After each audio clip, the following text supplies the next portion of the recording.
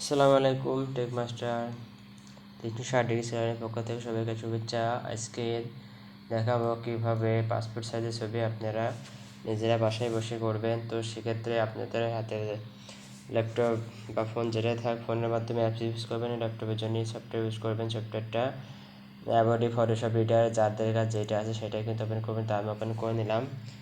Open করার পরে দেখতে পাবেন যে সময় নিচ্ছে, সময় নেওয়ার পরে তো এখানে ফার্স্টে রেজিস্ট্রেশন করা যদি না থাকে নো করে দিবেন, তারপরে কিন্তু ক্লোজ দিয়ে কেটে দেবেন। এখানে কেটে দেওয়ার পরে ডান দিকে দেখতে পাচ্ছেন যে অনেকগুলো অপশন আছে, সেখানে ফাইল আছে, এডিট আছে, ইমেজ আছে, লেয়ার আছে, ঠিক আছে, সিলেক্ট। তো প্রথমে আমরা কি করব, প্রথমে কিন্তু আমরা এই যে আপনার ছবির জন্য আপনার যে সাইজ, সেই সাইজটা কিন্তু আপনার প্রথমে ঠিক করবেন। সেই সাইজটা দেখতে পাচ্ছেন যে এখানে কিন্তু সাইজ এটা আছে, এটা সাইজ পরে এটা বর্গ আকার। এখানে দেখতে পাচ্ছেন যে ক্রপ টুল ক্লিক করার পরে এখানে কিন্তু আমরা কী নেব, প্রথমে ওয়াইট নেব 40 mm, ঠিক আছে, 40 mm, 45, 40, এখানে 25 mm। তো সেক্ষেত্রে আমি যদি মনে করুন যে কোনো একটা পিকচার প্রথমে আমরা ফাইল থেকে যদি আমরা সিলেক্ট করি, ঠিক আছে, এখানে ওপেন করব, ওপেন করে আপনি এখান থেকে কিন্তু একটা ছবি আপনারা নিতে পারবেন। তো আবার এই ছবিটা আমি নিলাম। এটা কিন্তু একটা পাসপোর্টের ছবি আছে। তারপরে আমি এখান থেকে সিলেক্ট করবো, এখান থেকে দেখুন। তো এখানে দেখতে পাচ্ছেন নিচে হাইটে কিন্তু কম আছে। তো সেক্ষেত্রে আমার সাইজটা ঠিক হয়নি, বুঝতে পারছি। এখানে যদি আমরা 30 mm হবে, ঠিক আছে।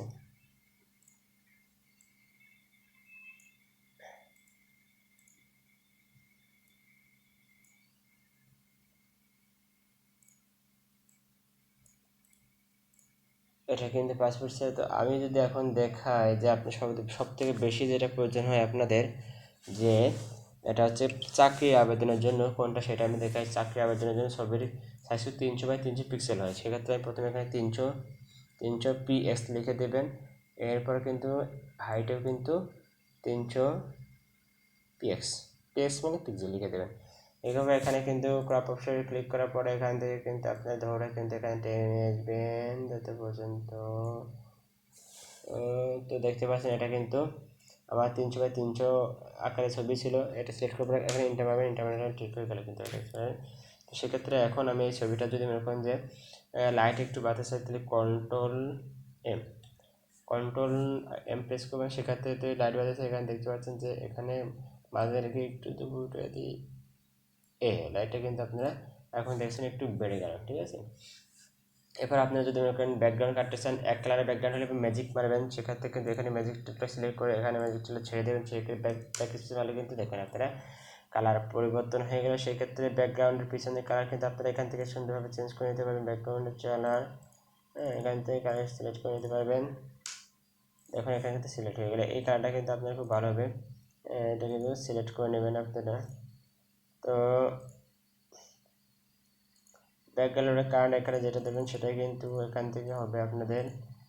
সেক্ষেত্রে এখন দেখতে পাচ্ছেন ব্যাকগ্রাউন্ড কালার কিন্তু চেঞ্জ হয়ে গেল। তো এখানে যদি আপনারা ফেসটা যদি একটু ক্লিয়ার করতে চান, সেক্ষেত্রে আমি একটু ফেসের কথা যদি বলি, সেক্ষেত্রে আপনি একটু জুম করে এখানে ফেসের ক্ষেত্রে কিন্তু এখানে আপনারা যে দেখতে পাচ্ছেন যা এখানে কিন্তু সরি আমি একটু সময় নিচ্ছি। এখানে এই টুলটা যখন যেখান থেকে এই টুলটা যদি নিই, কন্ট্রোল এখানে ভালো জায়গা সিলেক্ট করবেন, কন্ট্রোল অল্টা দিয়ে ভালো জায়গা সিলেক্ট করে এটা ক্লিক করবেন।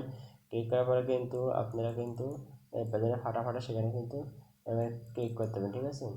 এরপরে সেক্ষেত্রে যদি আমি চুলের কথা বলি, একই কথা চুলের ক্ষেত্রে অল্টা দিয়ে ক্লিক করবেন। তারপর কিন্তু এখানে কিন্তু এখান থেকে কিন্তু আপনার কালো করে নেবেন। সরি এখান থেকে কিন্তু কালো করে নেওয়া লাগবে এখান থেকে, নাহলে কিন্তু হবে না। ভালো জায়গায় ধরে এবার এখান থেকে জায়গা কিন্তু কালো হয়ে যাচ্ছে।